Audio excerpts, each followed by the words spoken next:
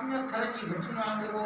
पुठा आहिनि के शइ तां चढ़ा थो वरी हेठि थो लहां हेठां ई मथां ई थो वञा शींहं लताड़ीअ में शौक़ सां पर सघ न अॻियां फॻी छॾे वो इन जे करे त असां वटि सिंधीअ में हिकिड़ो पहाको आहे त जंहिंजो कुतो न सुञाणबो उनजो धणी कीअं सुञाणबो जेको महबूब जे दर ते बीठल आहे उहो कुतो त माना आहे त नंढड़ो बुलटरी कुते जो नस्ल काइटो नंढड़ा कुता चौकाई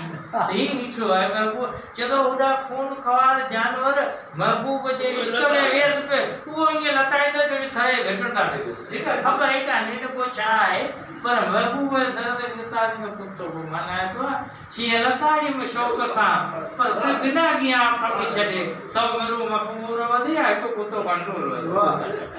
ॿुधायो आहे ॻाल्हि महबूब जी त महबूब जे दर ते जेको कुतो आहे उहो ई वॾो हुनखे नथो लताड़े मुंहिंजो हिकिड़ो सिटो आहे न त मॾी उमिरि माल सभु तुंहिंजे मथां कुर्बान परजी जे मथां कुर्बान परची पो अर्ज़ मन ईद जा चंड तूं करे एहसान परची जे ईद जो चंड गोलीदार माण्हू ई असां तो केता मड़ी उमिरि माल सभु तुंहिंजे मथां कुर्बान परची पो अर्ज़ मन ईद जा चंड तूं करे एहसान परची पो सुके ते जर बिना जाले मच्छी ईअं कोन आ मुमकिन सुके ते जर बिना जाले ईअं कोन आ मुमकिन सजण तोबन न थियणो आ संदम गुज़रान परची चलो मच्छी पाणी का सवाल नथी रही सके त महबूब का सवाल कोन न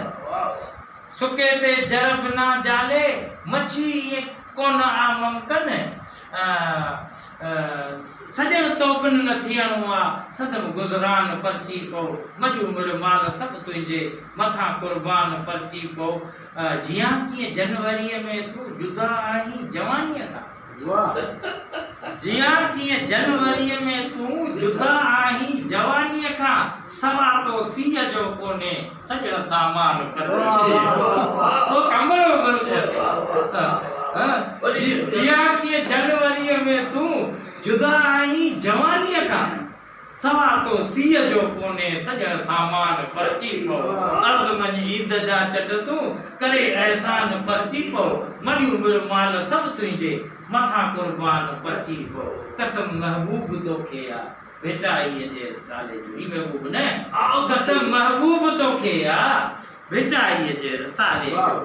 कसम महबूब तोखे आ भेटाईअ जे रिसाले जो सजण जे सिंध जे सदके मिनत के मान परची पो अर्ज़ मन ईद जा चंड तूं करे एहसान परची पो मॾी उमिरि माल सभु तुंहिंजे मथां कुर्बान परची